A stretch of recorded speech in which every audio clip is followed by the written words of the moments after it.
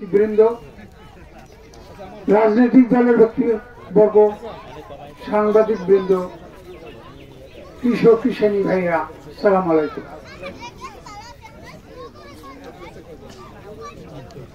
আজকে মুরাদনগরের যে প্রদর্শনী, যে মডেল খামার উপলক্ষে জেলা প্রশাসক মহোদয় এখানে এসেছে, কৃষি বিভাগের কর্মকর্তারা জেলা থেকে আসছেন, এটা একটা সঠিক সিদ্ধান্ত এবং সময় উপযোগী।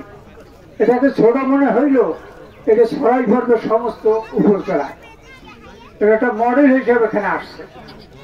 একজন কৃষানী মা বলেছেন এইভাবে চাষাবাদ করলে সমলায় আমাদের খরচ কমে আসবে।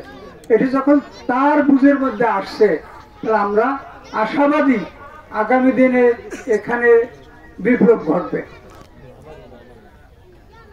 আফগানিস্তান দীর্ঘদিন যুদ্ধের পরে তালেবানরা ক্ষমতা আসছে। যুগ যুগ তারা যুদ্ধের মধ্যে ছিল। সারা দুনিয়ার ভাবনা ছিল এই সরকার টেকবে না। আজকের আশার আলো দেখাইছেন, শুধু কৃষি উৎপাদনের মাধ্যমে তারা স্বয়ং সম্পূর্ণতা অর্জন করছে।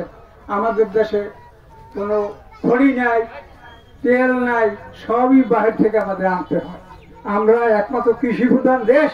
এখানে যদি আমরা বিপ্লব ঘটাইতে পারি, যে কথা একজন বক্তা বলছে, আগে 1 মণ ধান যেখানে হয়েছে এখানে 3-4 মণ ধান হইতেছে, এবার একাধিক ফসল একটা জমিতে হইতেছে। কাজেই আমরা যদি এই কার্যক্রমকে সামনে আগাই নিতে পারি, এই দেশ উন্নত হবে, সামনে আগাই যাইতে পারবে। আপনাদের প্রচেষ্টায় সকলকে ধন্যবাদ। আসসালামু আলাইকুম।